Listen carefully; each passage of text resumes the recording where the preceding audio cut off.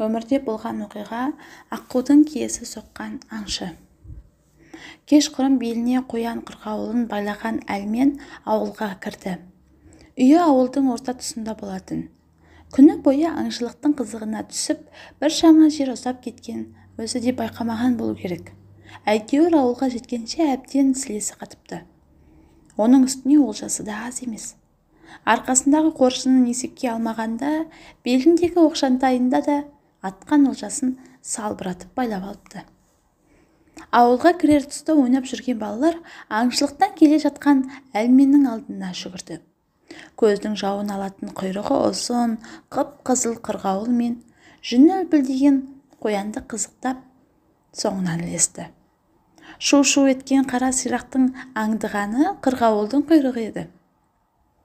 Қалай қолға түсірсек деп әлменнің соңынан қалмайды.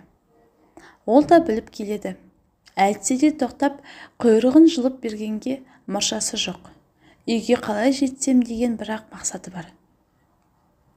Ақыры тоқтамағанына болмады. Шуылдаған өңкей жүгірмек тобығына дейін салбырап келе жатқан қырғауылдың құйрығын тартқылап мазасын алды.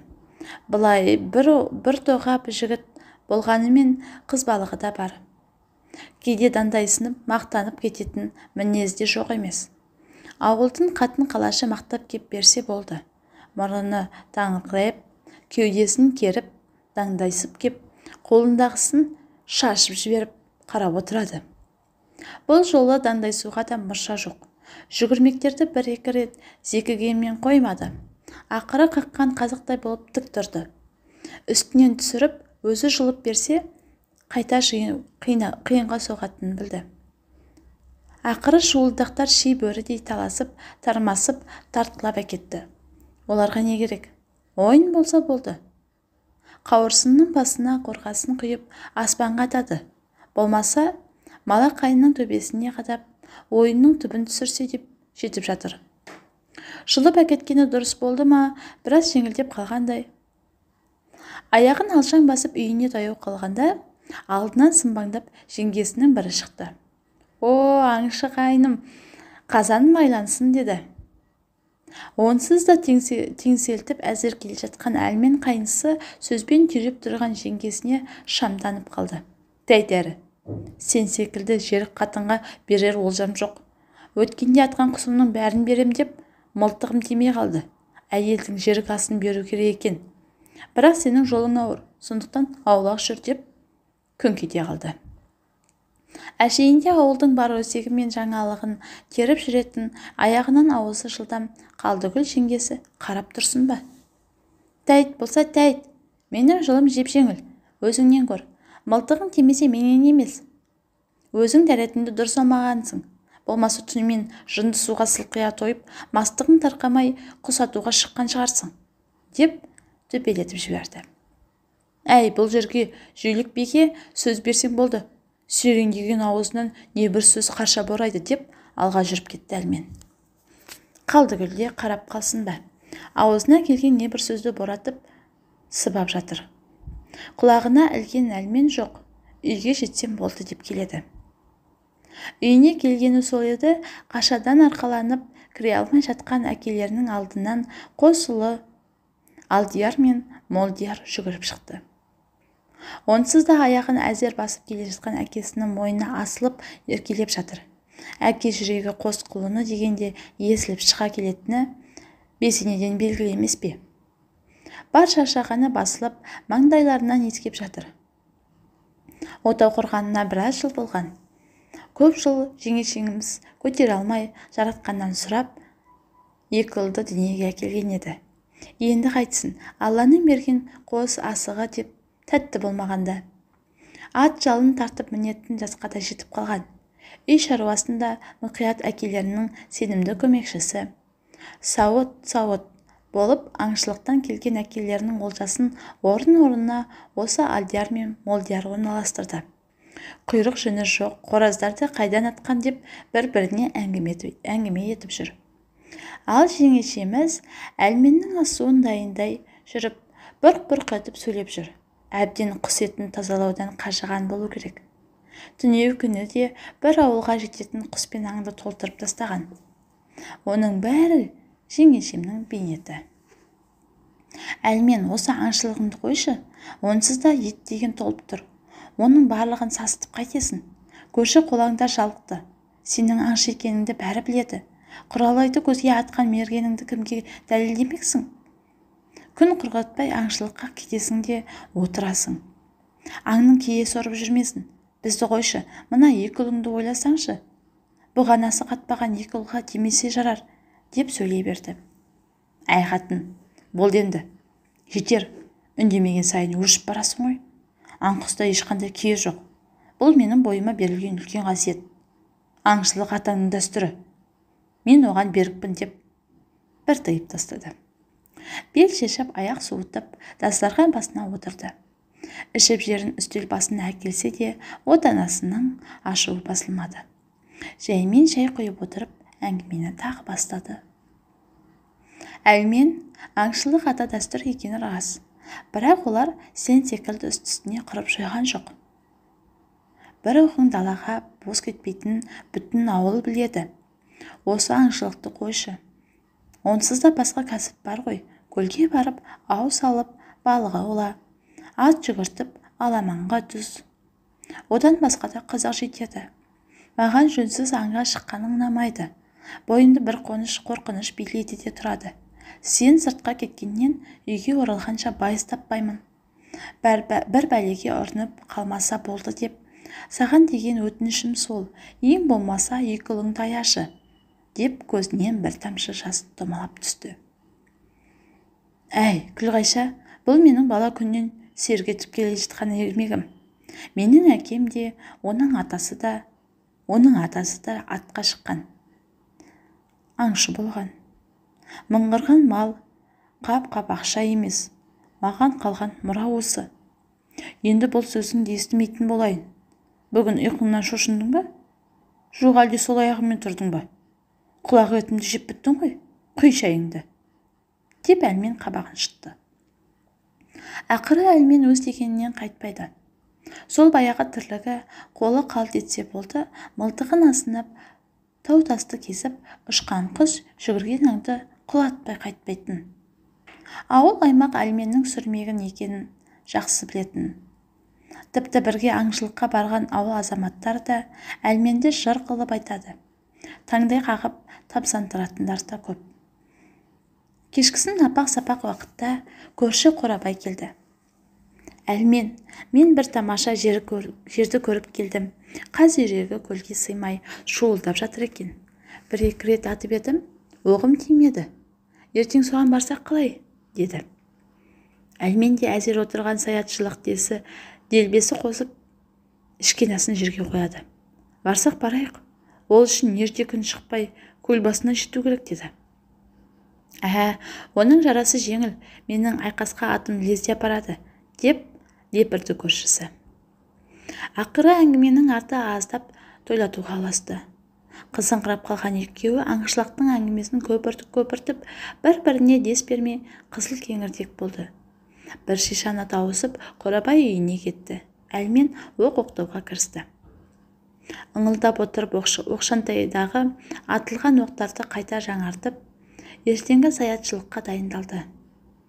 Мұны көрген Күлғайша тағы да қыңқ ете қалды. Сен тағы кетіп барасың ба? Осы әдетіңді қашан қоясың? Ең болмаса бір маусым мылтық атпасың болмай ма?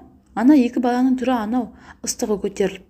Дер жабысты ма, сылқ түсіп төсектен тұрмай жатыр. Ең болмаса екі ұл тұрғанша қоя тұрш болды, деді. Сен де қайтадан бастадың ба? Ол екі ұлға ешқандай дер жабысқан жоқ. Әшейін сұқтап қалған ғой. Қағыңда жоқ. Менің қаным емес пе? Маған тартса, ертең ақ шолып кетеді, деп лепірді. Іштегі ащы судың буымен аңшылық десе, арқасы қосатын қыз балығы тағы бар. Күлғайшаның сөзін құлағына да Әлмен. Ертемен Қорабай екеуі айқасқаға мінгесіп көлге тартты. Күн ұясынан көтеріле қойған жоқ. Көлге дейін біраз жер бар. Бірақ әңгіменің бағыты құс ату еді. Бұрынғы атқандарын қазір қалай ату керек деп ақылдасып та келеді. Қорабайдың әдеті бар. Қасындағы адамның мақтап отырып, уысына құлатып алатын. Бермеймін деген затыңды Қорабай мақтаса болды, қолтыңа қыстырып жібересің. Байқамай да қаласың. Майпастап отырып әлменді де қопаңдатып келеді. Арқасы қозып, менен әлі бір құс құтылып көрген жоқ деп асырып жіберді. Өстіп бір-бірін қолпаштап отырып көлге де жетті. Қырда тұрған ескі ағаш қайықты суға түсіріп болғанша таң қылаң бере бастады. Күн ұясынан көтерілген сәт тамаша қызарып жатқан күннің арайы көлдің бетінің құлпыртып жіберді. Жуасып жатқан көл суымен араласып кете берген күн нұры көлді алқызыл түске бояп, тылсым табиғаттың құпиясын ақтарып салғандай болды. Өстіп, бірі еске кесіп, екіншісі күннің нұрымен бірге алқызыл көлдің бетін көзбен шолып, айдынға қарай бет алып келеді. Дәл осы сәтте қырдан көлге қарай екі аққу сыңқылға ұшты. Құс біткеннің сұлуы, көлдің сәніне айналған аққудың дауысы көлдің үстін одан әрі жаңғыртып ажарландыра түскенде. Әшейінде әдемілікті көз ілмейтін Қорабай, пах шіркін, әлмен, ана екі аққуды қарашы, қып-қызыл күнмен қанаттары шағылысып, көлге қарай ұшып келе жатқан. Әдемі көрінеді екен. Құстың сұлуы аққу деп бекер айтпаса керек, деді тамсанып. Бағанағы арқалы әңгімеден әлі арыла алмай қопаңдап тұрған әлмен басын көтеріп жақындап қалған аққуды көрді. Осы сәтте Қорабайға, мына екі аққуды атайын ба, өтін алсақ, екеумізге де жетеді. Сенің де, менің де балаларым әлі жас. Суық тиіп, тұмауратқан кезде осы аққудың өтін ішкізсе, бойдағы суықты қуып шығады екен, деді. Сол кезде шошып кеткен Қорабай, қой әлмен, аққудатқан нес, суықтың белгісі болған, оның үстіне қазақ аққуды киелі санаған, атпа, деді. Ой, сенде, оның қай бір киесі бар дейсің? Аққудың бар қасиетті сұлулығында, әйтпесе нағыз жыртқыштың өзі қасындағы басқа құсқа маза бермей, балапанын қырып, жұмыртқасын жаратын нағыз тәкаппар. Оның үстіне аққу өліп бара жатып, өтін аузынан ағызып жіберетін білесің бе? Деді. Ол ішіндегі өтін қимайтын нағыз тәкаппар. Әй, сонда да атпа, киесі соғады деп, Қорабай айтып болғанша мылтық даусы гүрс ете қалды. Бірақ аққу құламады. Атқан оғы далаға кетті. Оған әлемнің өзі де таңданып, мына аққу қайтеді? Мен оғымның тимей кеткені болмаған, мен саған көрсетейін, бәрібір алмай қоймаймын, деп екінші оқты оқтады. Сол кезде Қорабайдың, әлмен, сені жын соқты ма? Қой деймін, аққудатқан қазақты көрмедім, доғар, деп жан дауысы шықты. Әбден көзіне қан толып, екіленіп кеткен әлмен қойсын ба? Екінші оғын маздатты. Осы кезде қалықтап келе жатқан қос аққудың сары көл бетіне құлдилады. Қанатын кеңге жайып алқызыл көлді бауырлай, құшағына қысқандай әукесі суға тиіп, қанатын жайып барып, су бетіне құлады. Бұл әлменнің соңғы атылған оғы болар. Өзі есеңгіреп тұрып қалды. Көл бетіне бауырлай құлаған аққудың екі қанатының астынан Алдияр мен Молдиярдың бейнесі көрінді. Мұны екеуі де анық байқады. Есеңгіреп қалған әлмен қолындағы мылтығын қайықтың ернеуіне бір соғып, қайықтың қағып қырға қарай жанталасты. Талай жыл жолдасы болған қандауыз мылтық ортасынан опырылып құндағы суға кетті. Майырылып ұңғысы қайықта қалды. Қорабай көлдегі аққуға қарап ұзақ отырды. Сыңарынан айырылған жалғыз аққу төбені бір айналды да саңқ етіп дауыс шығарып биікке қалықтап кетті. Екі өкпесін қолына алып ауылға қарай жүгіріп келе жатқан әлмен де ес қалмады. Тіл ауызы байланып, тек екі көзден жас сорғалай берді. Жанарында ауыл емес, бағанағы өзі көрген бейне. Алдияр мен Молдиярдың суреті. Қан сорпасы шыққанша аяғы ана жерге бір тиіп, мына жерге бір тиіп, үйге де жетті. Сол күйі табалдырықтан аттап үйге енгенде төрде Әлдиярды құшақтап аңырап отырған Күлғайшаны көрді. Бұл бағанағы аққудың бейнесінен де қорқынышты. Дауысы өте ащы, зарлы көрініс еді. Есік пен төрдің ортасында оза алмай сол босаға қос тізерлеп құлаған әлмен бар даусымен айқайлап басын жерге соқты. Бірақ ол кешеді. Ыстық пен суықты бірге өткізген Күлғайшаның сөзін тыңдамады. Қой деп, қолына жармасқан Қорабайды да елемеді. Зарлаған дауыс құлақта, қос құлынның бейнесі көздің жанарына мәңгілік таңба болып басылды. Ел боп, ағайын болып, Алдиярды жер қойнына тапсырып, үйге келгенде хал үстінде жатқан Молдиярды көз жұмды. Атамай емес, ботамай деп боздаған әлменнің дауысын ешкім естімеді. Естісе, егіз құлынның біреуі қалар еді. Құндақтаулы кішкентай ғана Молдиярды да мәңгілік мекеніне тапсырып, өркештей болған қос төмпештің ортасында әлмен қалды. Қабірден қайтқан ағайын аққудың киесі соқты деген сөзді жиі қайталап келе жатты.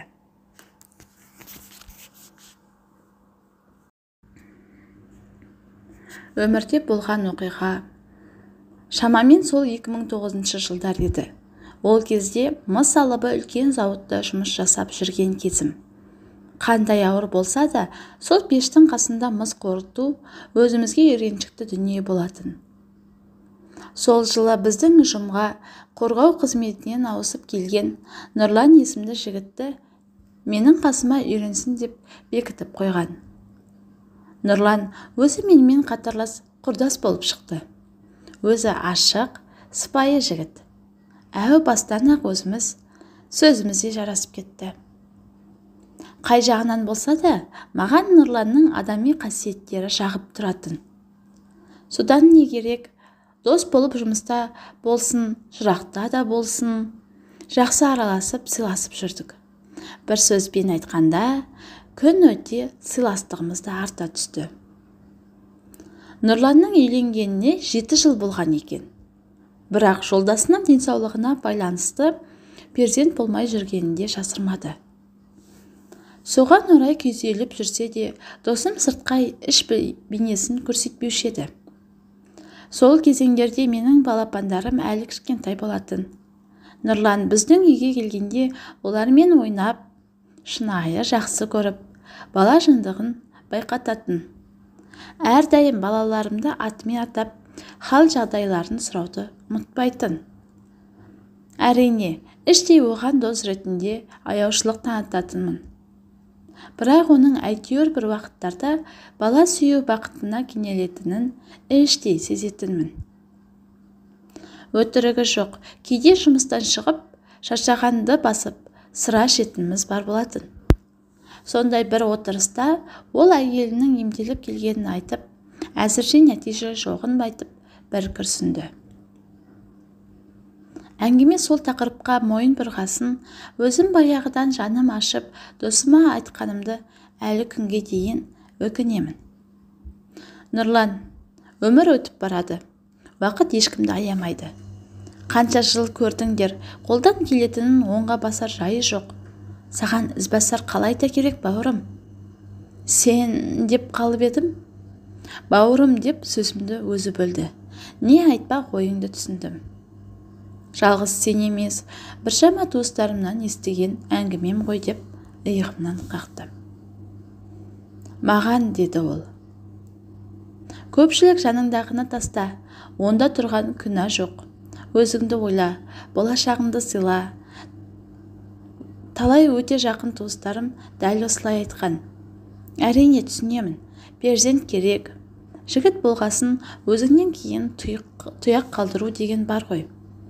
Бірақ мен мына қыздай алған әйелімді қимаймын. Жарайды, оны тастап кетермін. Үйленермін, балалы болармын. Бірақ мені алаңдататын оның тағдырына не болмақ? Менен басқа ол кімге керек болады?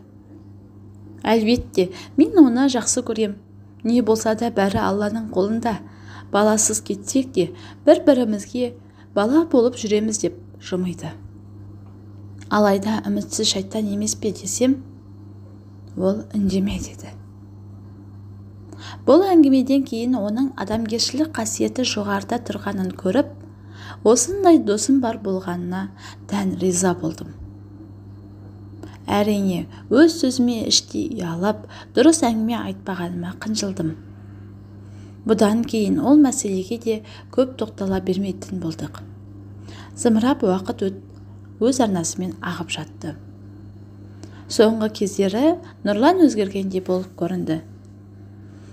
Қасындағы жайдары ашық адам тұйықтанғанын сырт көзге бірден білінеді емес пе? Бір күні жұмыста өзі маған ашылғандай болды. Мен үйде Құран оқып, намаз үйреніп жүрмін. Егер қаласаң, бірге көрелік деп ниетін де білдірді. Мен қарсылығым жоқ, әрине, бірақ жұмысымыз шаң мен газдың тұнып тұрған ортасы. Ол қалай болады екен? Және ертел емес пе деп білместік таныттым. Ол да үндемеді. Баяғы Нұрлан жоқ. Отырыстарға көп бара бермейтін болды. Бір сөзбен айтқанда, досым күрт өзгерді. Бірде таңғы ауысымға келгенбіз, әлі есімде. Көңіл күйі тамаша, жымиып, қазір бір нәрсе айтамын саған, оңаша қалғанда деп, мені үміттендіріп кетті.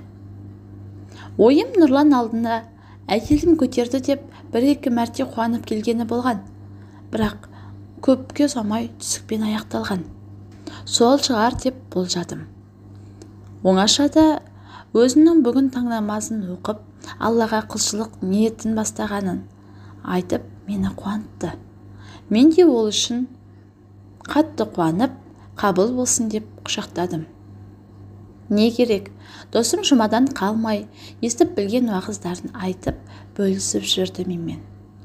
Ұжымдағы кейбір жігіттер оны вахабист деп ойлап кекеткендер де болды. Бірақ ондай арзан дүниеге мән бермейтін өзі, себебі жат ағымнан аулақтын. Ең бастысы оның ниеті шынайы екенін мен білетінмін. Солай бір жылдың шамасы өтіп кетсе керек. Күндердің бір күнінде ол әйелінің аяғы ауыр, Алла қаласа 3 айдан кейін босанып қалатынын айтып, ағынан жарылды. Менің де қуанышымда шек жоқ. Шынымды айтсам, өз әйелім босанатындай қуандым. Оның осынша неге жасырғанында сұраған жоқпын. Себебі білетін едім. Алла қалап айтқан уақытында әйелі торсықтай ұлды дүниеге әкелді. Досымның қуанышында шек жоқ. 10 жыл күткен бақытта арманы орындалды. Дүркіретіп тұрып шілдеханасын кафеде жасады. Бәрі Алланың қалауы, Алланың ризашылығы деп аузынан тастамайтын болды. 1,5 жылдан кейін келіншегі тағы да бір торсықтай ұлды сыйлады досыма. Досым Нұрлан айтатыны, намаз менің бүкіл өмірімді өзгертті. Не жасасам да оңынан шығып тұрды. Осы сөздері менің әлі жадымда. Одан кейін мен басқа вақталық жұмысқа ауысып кеттім. Ол сол жерде қалды. Анда-санда көрісіп тұрамыз. Бір пәтерлі үйде тұратын. Қазір ақша жинап, даңғазардай жер үй алыпты. Өмірге риза да, бақытты досым. Досым аман болсын деймін. Алла ризашылығын білдіріп, бала шағасының қызығын көрсін демекпін. Міне, қадірлі оқырман, қандай болса да, досымның басынан өткен өмірін сіздермен бөліскім келді. Мүмкін біреуге ой салар, мүмкін басқаша ойлар. Аман болыңыздар. Алла өзі ризашылығын білдірсін сіздерге. Өмірде болған оқиға, мен оның аяғын сүйрем. Студент кезімізде демалыс алсақ болды, ауылдағы үйге қарай асығып тұратын едік. Бір жолы кезекті мерекелік демалыс болды ма, әлде оқу бітті ме, әйтеуір студенттердің бәрі қайтып жатқан кезде мен кассадағы соңғы билетті алып, ауыл қайдасың деп үйге қарай тарттым. Қасымдағы адамда студент бала екен. Маған бір қарады да, әрі қарай бірдеңе тыңдап, өз әлемі өзінде отыра берді. бір вагонда жалғыз өзі отырғандай талтайып алғанына ашуым келсе де үндемедім. Вагон толы жастар ерсілі-қарсылы кіріп шығып жүр. Бір кезде әлгі жігітке анасы телефон соқты. Бала анасымен өте дөрекі сөйлесті. Жүрегім қан жылағандай болды. Әттең дедім.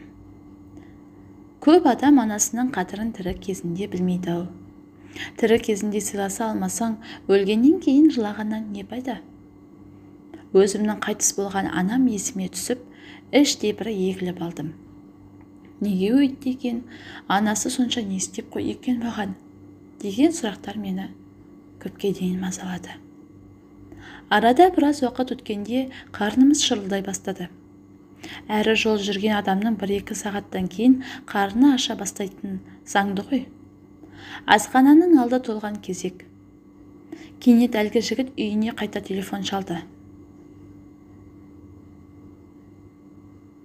Мама, мен таксимен барамын. Маған 500 теңге салып жібер және мені ауладан күтіп ал, деді. Анасы түнгі 1-де қалай шығатынын уайымдады ма?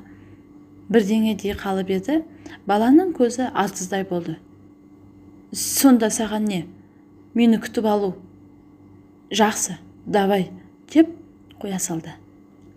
Әлгі баладан қатты көңілім қалды. Бұл анаға айтылатын сөз бе дедім. Сол кезде оның қарны аш, әрі ақшасы жоқ екенін білдім де, буфетке барып, өзіме не алсам да, бәрін 2-2-ден алып, ыстық шәй алып, қайтадан келдім. Жігіт көзін жұмып алған, бірдеңе тыңдап отыр. Мейінше жұмсақтық танытып, тамақтарды алдына қойдым да, жеңіз дедім. Өзім ештеңе болмағандай өз тамақтарымды алып, терезеге қарап жеп отырмын. Сол кездегі ана жігіттің реакциясын көрсеңіз ғой. Дала қараңғы ғой, терезеден барлығын көріп отырмын. Екі көзі бақырайып, ақырын ғана құлағындағыны шешті. Аяқтарын жинады, содан кейін өз қылығына өкінгендей болып, тып-тыныш отырып қалды. Түсетін уақытымыз жақындап қалған еді. Сөмкемнен қағаз алдым да, менің анам қайтыс болған. Егер ол тірі болғанда, мен оған айқайламақ түгілі, оның аяғын сүйерем деп жазып, сөмкелерімді жинап, қағазды қолына беріп шығып кеттім. Вокзалдан ағам күтіп алды. Бір бұрышта әлгі жігіттің анасына, «Мама, мен өзім қайтамын. Сен ұйықтай бер. Тоңып қаласың» деп жатқанын естіп, қуанып кеттім. Негізі адамдар жаман болғысы келіп жаман болмайды екен. Тек оларға жақсы болудың жолдарын көрсетіп жіберу керек деп ойладым. Міне, әңгіме осымен тәмам. Сіздер де өз аналарыңызды құрметтеп, сыйлап, жақсы көрсеңіздер деймін.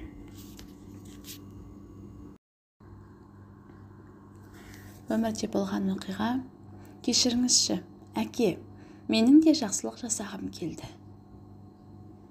Оның әкесі ол құрсақта жатқан кезінде қайтыс болып кеткен еді. Содан бері оның арқа сүйер әкесі де, қамқор болар анасы да, бірге ойнайтын аға бауырлары да осы анасы. Әйел жалғыз ұлын көштен қалдырмау үшін барын салды. Қолынан жетектеп мектепке де апарды. Өзі сұрап жүріп түрлі сайыстарға қатыстырды. Баласы не қаласа, соны әперуге тырысты. Оқуға түскенде де ала сөмкесін арқалап қалаға артынан бірге келді. Енді міне, баласы оқу бітіріп, жұмысқа тұрып, өз қолы өз аузына жете бергенде, аяқ астынан қатты ауырып, анасы да бақилық болды. Қайсар өте естияр еді. Мектепте естігенін қағып алатын алғыр болды. Сыныптастары оны сол бір беткей тапқырлығы үшін жақсы көретін. Кейін студент атанды. Бұл кезде де қарап жүрген жоқ. Ғылыми жобалар жазды, түрлі жарыстарға қатысты. Қайтсем де адам болып, анамды асыраймын. Оның маған жасаған жақсылығын екеселеп қайтарамын деп ойлайтын еді. Жұмысқа тұрып анамды қуансам, анам менің үйленгенімді көрсе, оған демалып жататын жұмсақ диван алып берсем, деп армандайтын. Алайда анасы оған дейін күте алмады. Баласына айтпай жасырып жүрген ауруы меңдеп, бас аяғы бір аптаның ішінде ауруханада жатып көз жұмды. Қайсар қанша қайсар болса да дәл осы қиындыққа төтеп бере алмады. Оның ендігі өмірі қапастағы түнек секілді. Осы уақытқа дейін көрген қызығының еш мәні қалмағандай мең-зең күй кешті. Сонша жыл бағып қағып өсірген, мен үшін отқа да суға да түскен, бүкіл өмірін маған арнаған анама ештеңе жасай алмағаным ба? Оны шипажайларға, емдеу орталықтарына апарып емдете алмағаным ба? Бұл қалай? Оған сыйлық та беріп үлгермедім-ау. Қолынан ұстап көшені неге қыдыртпадым? Деген ойлар оны жиі мазалайтын. Алайда қолдан келер қайран жоқ. Енді не істемек керек? Қайсар қайтыс болған адамның артынан жасайтын ең абзал жақсылық садақа екенін білді. Анасының да, әкесінің де атынан талай рет садақа бергенін көрген едік. Осыны ойлаған ол бірден атып тұрып, ең жақсы садақаның не екенін білу үшін жақын маңдағы мешіттің біріне бас сұқты.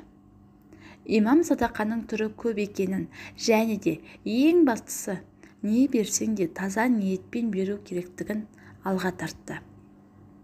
Алайда хадисте ең абзал садақаны адамдардың шөлін қандыру, оларға су тарату екендігін айтты.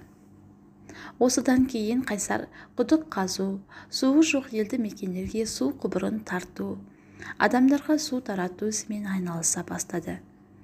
Кейін ісі алға басып, кірісі де көбейген сайын адамдар көп жиналатын мекемелерге ыстықтан қорғайтын сақылдатқыштарды орната бастады. Үйленді, балалы шағалы болды.